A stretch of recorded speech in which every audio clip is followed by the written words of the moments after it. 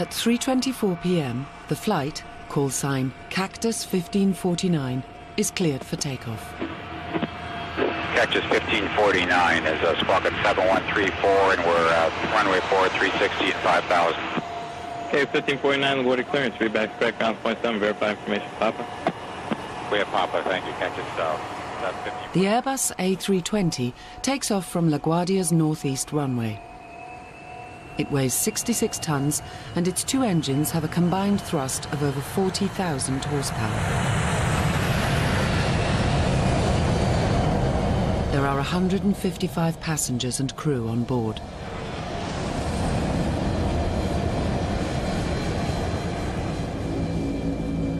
The flight path will take them north, over New York City, before turning west to head for Charlotte. The flight is scheduled to take 2 hours. It will actually last less than 6 minutes. There was nothing going on this flight to make me think that it was anything other than a flight I'd probably get on and probably sleep. Flying at over 250 miles per hour, the plane climbs over the densely populated Bronx. 54 seconds later, with engines still at takeoff thrust, the jet reaches 3,200 feet. Sales manager Mark Hood, traveling first class, is in seat 2A. It's a beautiful day. The sun's shining, it's crisp and cold outside. Out of the corner of my left eye, I glanced out the window and I saw what looked like a gray shape shoot by the window and hit the engine. I knew immediately that the engine had been impacted because it sounded like a colossal bam. It startled everyone. What was that? What was going on? I leaned over and saw the flames, and at that point, like, this isn't good. You know, this is not what you want to see. The captain immediately reports in to air traffic control. This is Cactus 1539. Hit birds through lost thrust on both engines, returning back towards LaGuardia.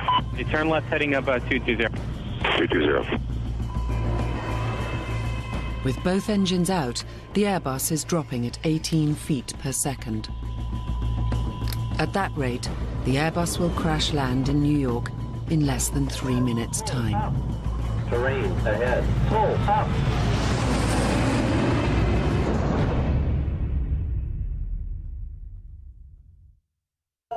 He's got emergency returning. 1529. He bird strike. He lost all engine. He lost the thrust in the engines. He's returning immediately. An Airbus A320 with 155 people on board is coming down over New York City after a massive bird strike took out both engines. The fate of the passengers and crew now rests entirely on the flying skills of Captain Chesley Sullenberger, nicknamed Sully.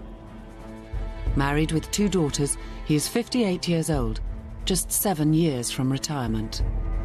He has flown for US Airways for nearly 30 years. The defining moment of his life and the lives of 154 other people is less than 3 minutes away.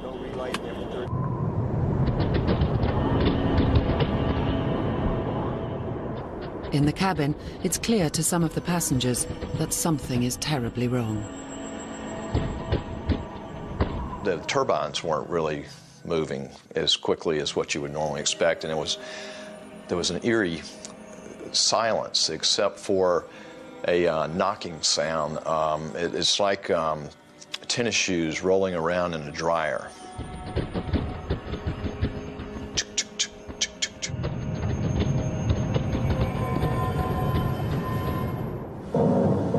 Okay, that was a bird strike. Now the power is beginning to roll back, indicating that we do have a loss of power on both engines. Former Airbus pilot Jay Joseph is flying a flight simulator, which is an exact copy of the Airbus A320 cockpit interior. It is programmed to simulate a jet's second-by-second response to a double-engine failure at 3,200 feet. Every flashing light and instrument display is what the pilots would have seen and heard when disaster struck Flight 1549. Now the co-pilot is executing the dual engine failure checklist at this time, attempting to get a relight on perhaps one or both engines. Okay, he's continuing with the quick engine start checklist at this point. While Captain Sullenberger flies the plane, the co-pilot works through the procedure in the Airbus manual in a bid to restart at least one engine. The point that the aircraft lost thrust on both engines, it was essentially a glider, a 140,000-pound glider.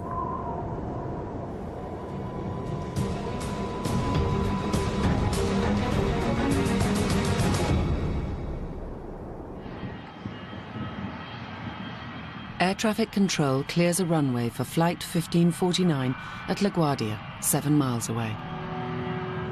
Hi, Cactus 15.9. It's going to be left traffic to runway 31. Unable. Cactus 15.9. Runway 4 is available if you want to make left traffic to runway 4. I'm not sure we can make any runway. What's over to our right? Anything in New Jersey, maybe Teterboro? Okay, yeah, off your right side is Teterboro Airport. Do you want to try to go to Teterboro? Yes. Ahead of him is Teterboro in New Jersey, but even that is 6 miles away. He might make it, but if he fails, it spells catastrophe, not just for those on board, but also people on the ground.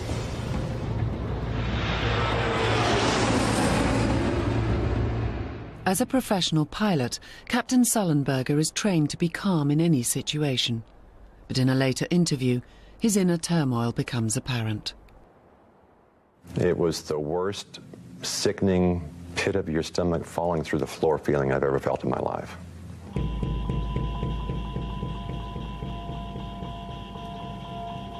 The physiological reaction I had to this was strong, and I had to force myself to use my training and force calm on the situation.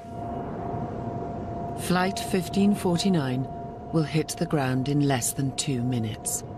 Captain Sullenberger decides. LaGuardia is too far. Teterboro is too far.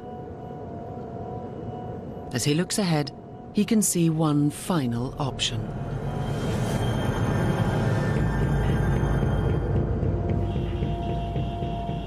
Cactus 1529, turn right 280, you can land runway 1 at Teterboro. We can't do it. Okay, which runway would you like at Teterboro? We're going to be in the Hudson. I'm sorry, say again, Cactus? As this radar image shows, other passenger airliners are in the area. Eagle Flight 4718 is listening in and responds. I think he said he was going in the Hudson.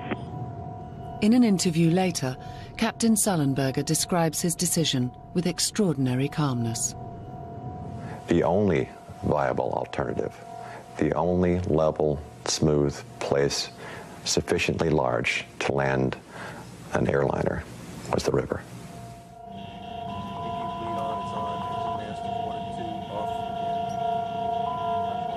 This has the potential to be catastrophic. To set himself up for an unplanned water landing is unprecedented. Nobody would have been thinking about that.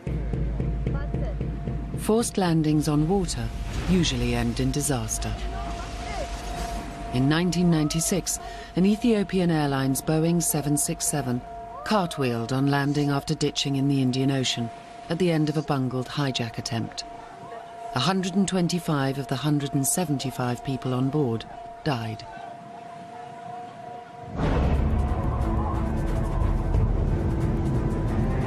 In New York, people are becoming aware of the jet's rapid descent. 124 was emergency. Plane went down in New Jersey. Operator 219. Yeah, I'm witnessing the airplane is going down. It's on fire on the left lane. Where? I'm in the Bronx. Oh my God. Was it a large or small plane or what? A big jet. And I'm telling you, this plane was way too low. The jet was so fucking low.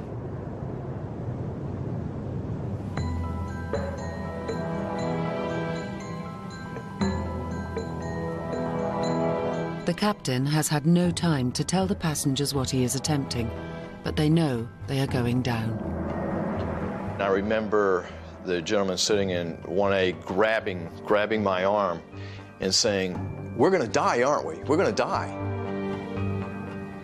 I'm thinking to myself, this cannot be happening. This cannot be real. This, you know, it was like a bad dream. Ditching in the Hudson is Flight 1549's last chance. But standing in the way is a 600-foot-high obstacle.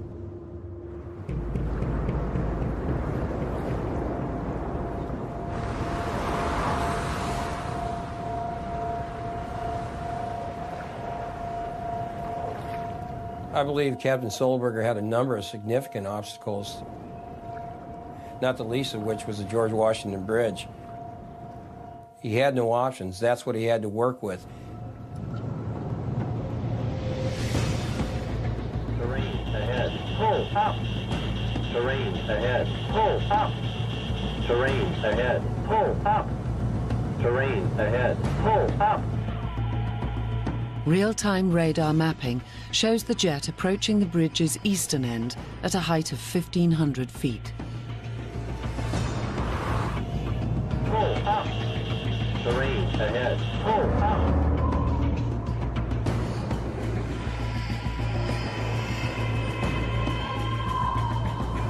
He clears it, with just a few hundred feet to spare. The George Washington Bridge was not something that he had planned for in that approach, I can assure you of that. Emergency electrical power manual on. Whether or not he factored in the bridge, Captain Sullenberger navigates around it with extraordinary skill and makes a turn to line up over the Hudson.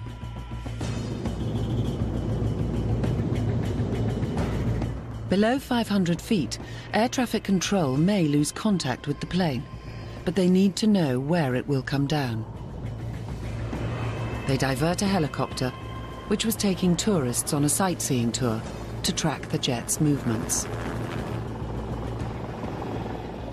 Okay, listen, we're going to tell you something important. It's Cactus 1549. We see somebody low level in the Hudson River.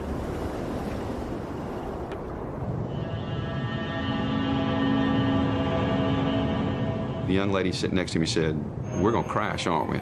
I said, "Yeah, I think we're going to."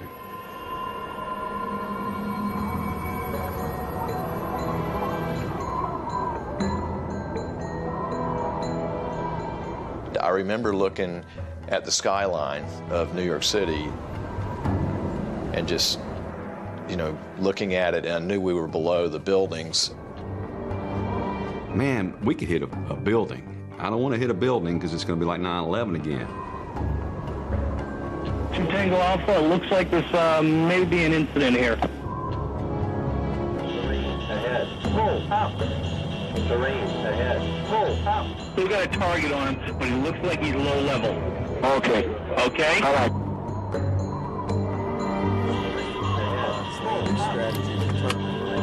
500 feet from impact, Captain Sullenberger makes the announcement no air passenger wants to hear.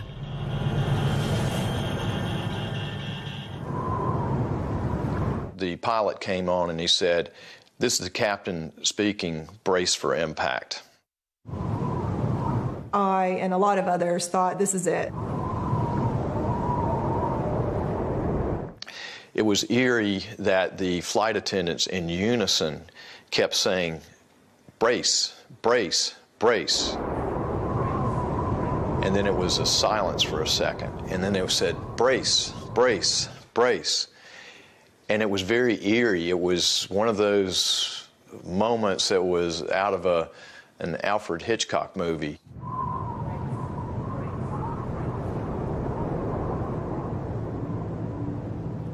You know, we're crashing. You know, what are you gonna do? I kept thinking, okay, you know, do I pray or do I send my wife a message? Do I call her? What do I do? So I quickly typed out a text. And I said, you know, plane's on fire and I love you and the girls. And I hit send. And I remember looking at the phone and seeing the indicator light that the message got out. And I just kind of felt a sense of relief at that point that, you know, I got a chance to say goodbye.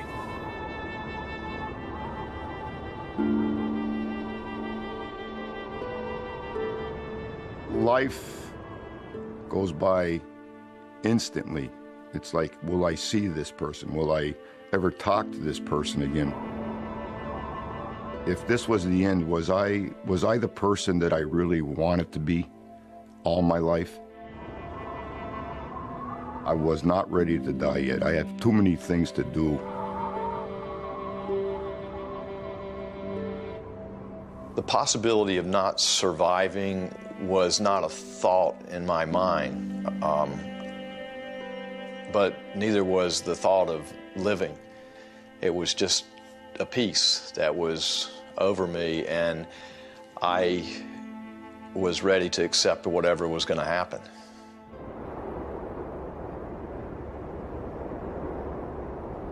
Two Tango Alpha, is he still flying? Still flying. I reached over and held the hand of the lady next to me and prepared to be a dead man. Going down.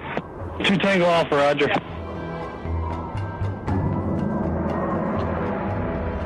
At 3:30 p.m., music industry executive Neil Lasher is in his 27th floor home overlooking the Hudson. I'm looking out my window and I see a passenger jet coming right past the window, and it wasn't heading up and it wasn't heading straight, it was heading down. Oh my God, something's going on here. It was unbelievable.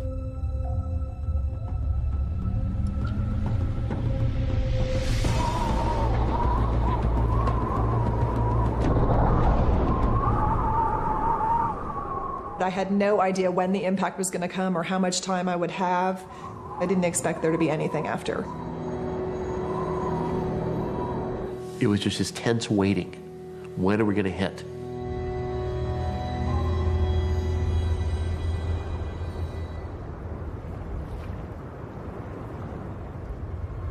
Scotty's going down. Roger.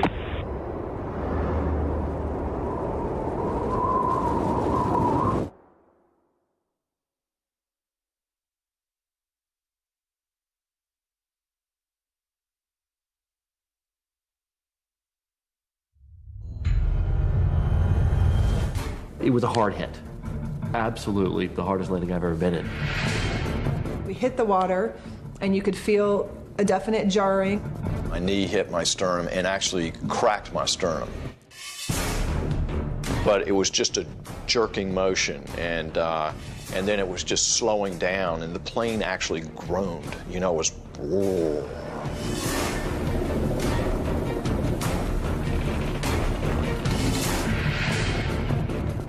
In the water. Roger.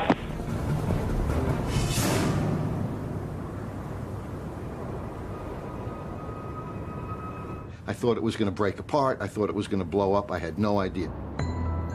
Calls to 911 pour in from all over the city.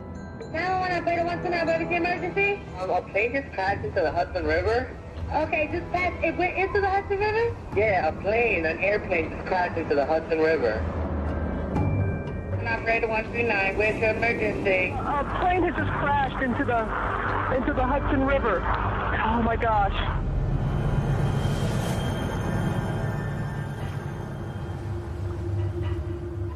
I was giddy with excitement.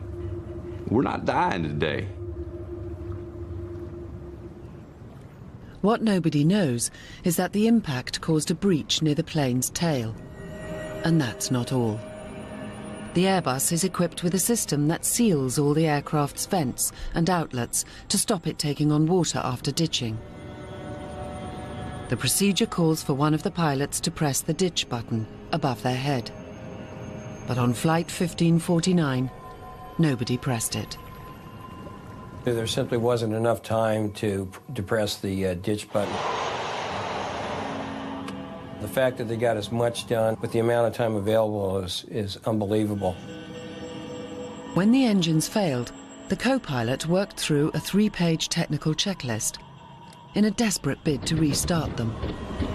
It's the right procedure, but it's designed for a descent from 35,000 feet, not 3,000. The ditch button is at the very end of this particular checklist. They simply didn't have time to get to it. Now, with power to the controls lost, the switch will no longer work. This and the impact damage mean that water is flooding into the plane. The captain of Flight 1549 has saved his plane with an incredible feat of flying. But in the heart of New York City, the passengers and crew must now cheat death for a second time. As the water is coming in so quickly, I'm starting to think, I may be drowning. This may be, you know, we've survived the crash, but now we're going to drown.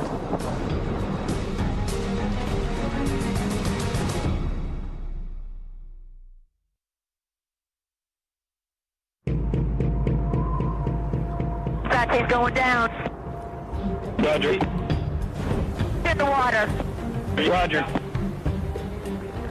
Having survived a forced landing in the Hudson River in New York City, the passengers and crew on board Flight 1549 remain in deadly peril. Thousands of gallons of water are flooding into the plane. No one knows it yet, but in just 24 minutes, the cabin and wings will be fully submerged. Anyone still on board will drown in the icy waters of the Hudson. Get me a police department helicopter if you got one on your frequency. Get me a police department helicopter if you got one on your frequency right now. We don't have one now. We'll make a call. You get anybody. You send them right over to the Lincoln Tunnel. We had a Cactus Airbus go down in the water. He's actually went down? He went down in the Hudson River, being the Intrepid there. He's sending out the rescue. Everybody's been notified, and just be careful with your arrivals, okay? Okay, good. Mike Whiskey. Within a minute of ditching, news of the incident is relayed to the crews of the Hudson's commuter ferry services. We got a call over the radio, plane in the water. So immediately I grabbed the radio, I said, we're on it. Do you have that Cactus in sight? No, the Cactus is gone. He's down in the river right now. Vincent Lombardi's boat, the Thomas Jefferson, is the nearest to the sinking airliner. U.S. Airways jet down in the Hudson River. It's flooded with emergency vehicles of all kinds. Fire trucks, Airways 320 with more than 100... He immediately heads towards it, but it will take him nearly 4 minutes to get there, and for some passengers, that might be too late. I looked over to the left at the window, and all I could see was water. So I actually thought we were underwater. First-class traveller Barry Leonard is in seat 1C. The flight attendant said, take off your seatbelt and go to the nearest exit. Well, for me, that was 2 steps, one forward, one to the left. I'm at the door. And I actually looked down in my seat to see if my body was there. Laurie Leitner is one of the first passengers to reach the exits over the wings. I was at the door, I saw the water in front of me.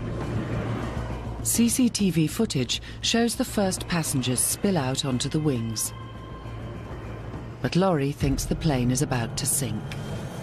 People behind me saying, we have to get out of the plane, get out of the plane, get out of the plane. So I jumped in the water. The water is only 2 degrees above freezing, and Laurie has no life jacket. All I could think of from the moment I jumped in was I have to get out of the water. At the front, Barry Leonard faces a dilemma. The escape chute, which doubles as a life raft, fails to open. And all of a sudden she said, jump, jump, jump. I looked at the water, and then I jumped out, just straight out. Unfortunately, I didn't have a life vest. I didn't have a seat cushion. I had nothing. I've never experienced anything as cold as that in my life. I knew from reading that I probably had 5 minutes before I started to lose my faculties. At the back of the plane, the situation is critical. Water is flooding the rear, causing it to sink. And both exit doors are submerged, so can't be opened. Vicky Barnhart is in the back row. As the water is coming in so quickly, I'm starting to think, this may be how I'm dying now. I'm going to drown. It just felt like it was getting deeper and deeper. And I remember just thinking, I have to tell my family goodbye. I flipped open my phone. I knew it would just take 2 pushes of a button to call my husband, and that's what I did. Of course, I got his voicemail. I got a phone call from her. I just assumed that they were on the ramp and that she was going to be delayed. I just basically said, I think this is it. My plane has crashed. I love you. I love the kids. And I love you, I love you, I love you. I think that's basically what I said.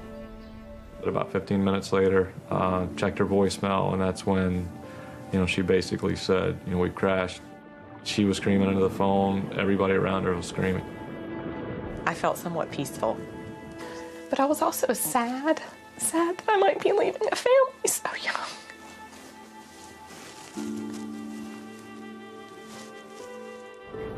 Your heart's ripped out of your chest. And I literally was shaking as I was looking at that phone. The flight attendant starts yelling to go to the wing, go to the wing. And so myself and a lot of other people turn around and start heading back up the aisle. The next thing I remember after that was stepping out onto the wing. Rob Cullajay, who had been going on a golfing holiday with his son, leaves his seat in row 6 to join the crowd at the wing exits. People were actually climbing over seats to get out.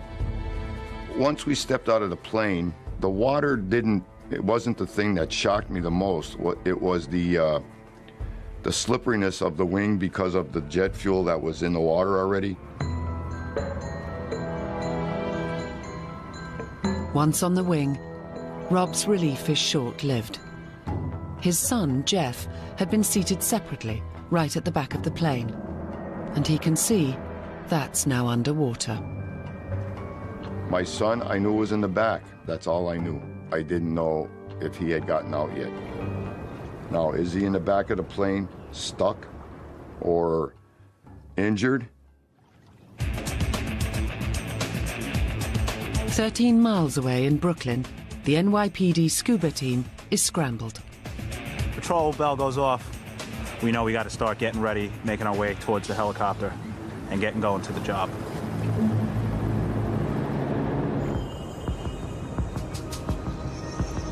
At the plane, several people have fallen off the wing or jumped into the water.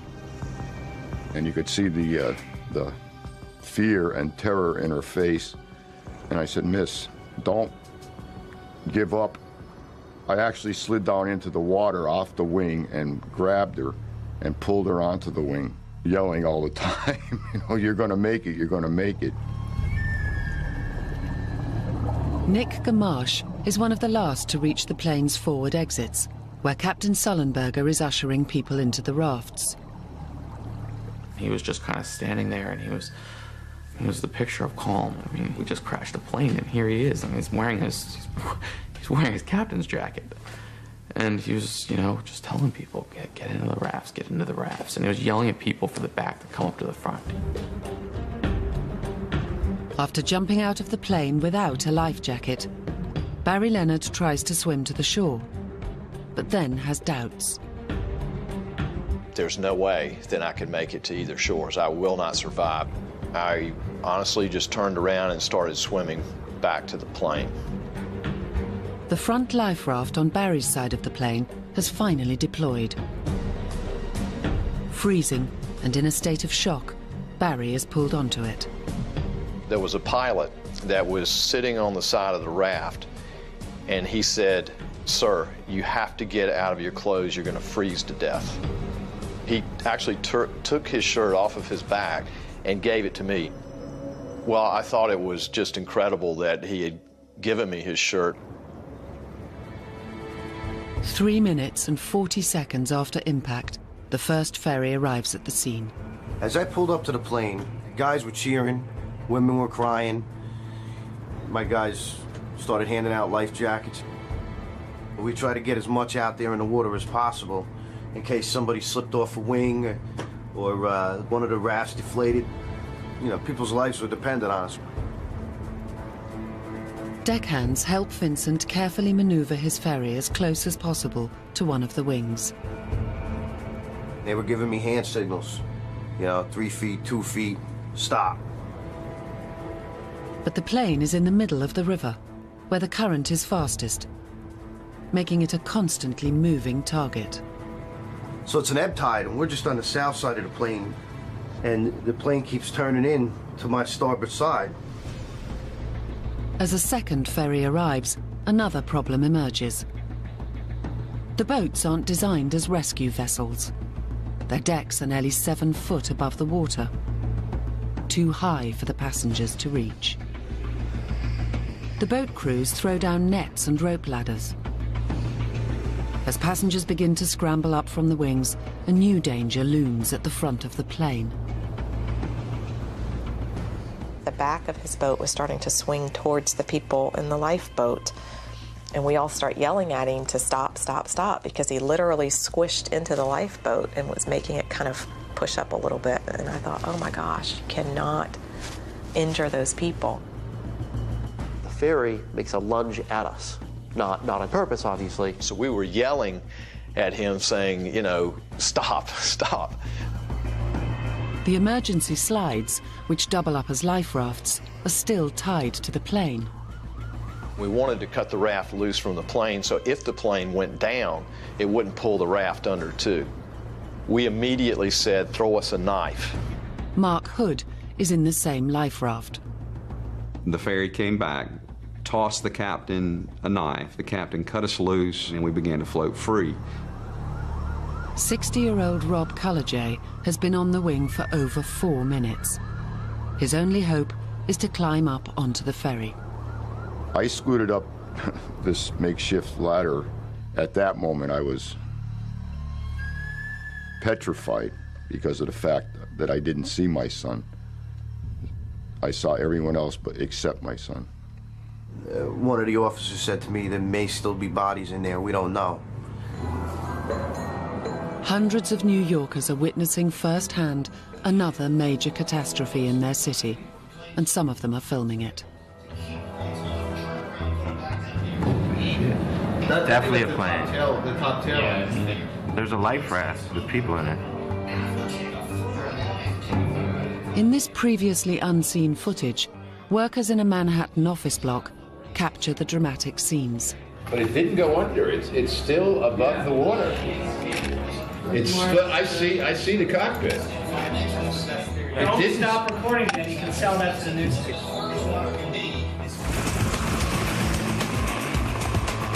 When the NYPD scuba team arrive, they find a scene of chaos. 7 boats, including a US Coast Guard vessel, are pulling people off the rafts and wings. But there are also people struggling to stay afloat in the freezing water. A passenger captures the helicopter's arrival on his mobile phone. I remember climbing up the ladder as the helicopter showed up, and it was kicking up spray and dust, and I just remember thinking, you know, here I am climbing up this ladder, and the wind shear from this helicopter is going to drop me into the river. When we got down lower to the water, we saw that one victim in the water, and I said, that's who needs the immediate help. That's the person that we have to get to first. And I knew that I can get to her much faster if I didn't have a tank on. Mike just gestured to me. He goes like this. He made the split-second decision to take off his gear, and we collaborated and decided one with, one without. In the crush around the sinking plane, the helicopter can't get lower than 20 feet. Ordinarily too high for the scuba divers to jump. There's a lot of things going through your head, but the one priority is getting in that water as fast as I can and getting to that victim. Detective Delaney knows that if he delays, the woman could drown. He makes an instant decision. Detective Delaney went in first, and he took off. Detective Rodriguez follows his teammate into the water. We swam up to her from the side or the back, and she was in a bit of a panic. She was frightened. I told her to let go of the net. You're gonna have to trust me. And she then thought that the ferry boat was gonna roll over us or you know, run us over. We both swim her over to the closest platform, which is a rescue ladder with a platform that one of the ferry boats deployed. Now she's taken care of. And now, you know, the mode turned towards the plane. We got to get to the plane We're at this point, we're thinking there's definitely victims inside. As the divers continue their search, Rob Cullejay is safely on a ferry. But he has been separated from his son, Jeff, ever since boarding the plane. I still hadn't seen my son yet. Your mind plays funny games with you. And I start seeing my son as a little toddler again. Things go through your mind that I'll never see him again. Life ended too early for this kid. The plane is now just 13 minutes away from sinking.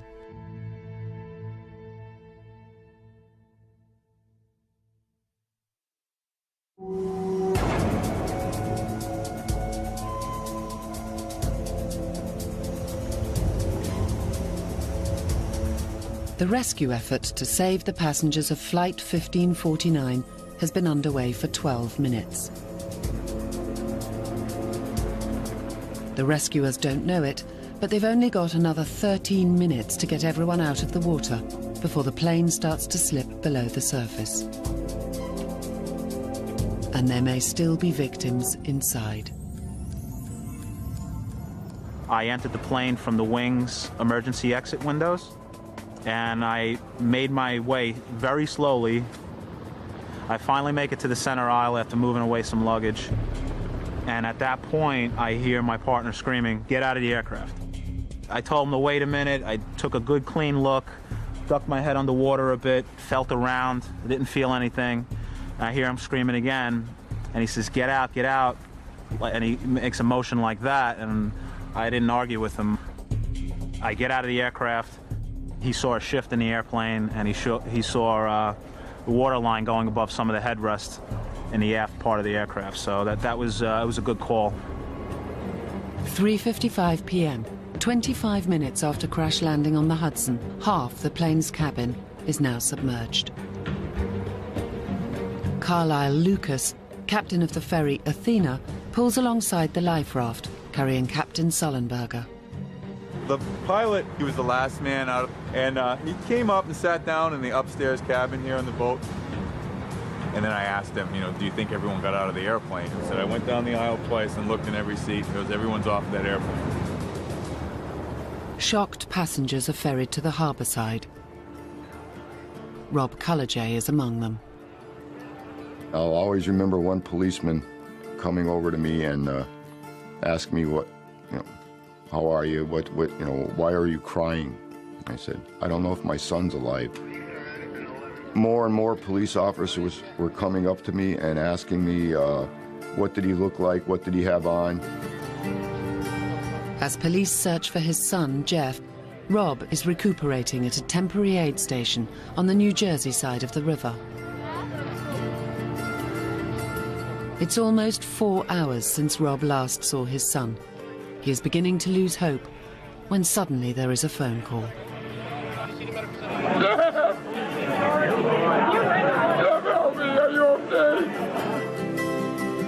As Rob awaited rescue on the left wing, Jeff made it into a life raft on the other side. We're alive. I couldn't believe it.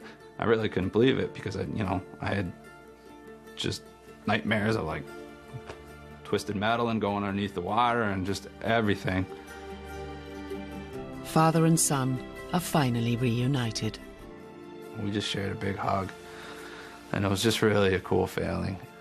Very emotional. He's saying, Dad, please, don't cry, don't cry. Didn't want to let go, and just told each other we loved each other, and just couldn't believe that what just happened. The odds of surviving something like that were a bazillion to one. An investigation into the crash is underway and has confirmed that the impact caused a breach in the plane's rear bulkhead.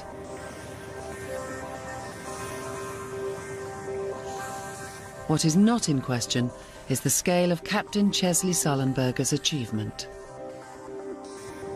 The outcome of Flight 1549 could have been very different. There are so many things that could have gone wrong that went perfectly right in this specific instance. Flight 1549's double bird strike occurred at 3,200 feet. Most bird strikes occur at under 500 feet. A sudden power loss in both engines at that height would have given Flight 1549's pilots less than 30 seconds to react, resulting in almost certain disaster. This is simply one of those circumstances where you don't want to run out of altitude, airspeed, and ideas simultaneously. Captain Sullenberger knew that he had to bring the aircraft down tail first, at an angle of 11 degrees.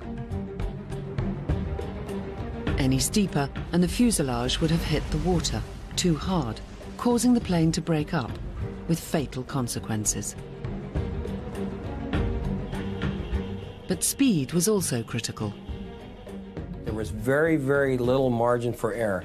If he would have run out of airspeed at 100 feet, it could have been catastrophic. Captain Sullenberger must touch down at no less than 130 knots, or risk a fatal stall. Terrain ahead.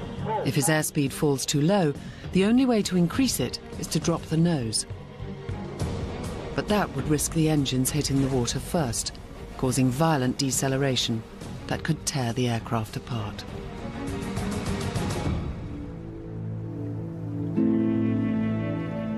The passengers who survived Flight 1549 are already finding that the crash has changed their lives in unexpected ways.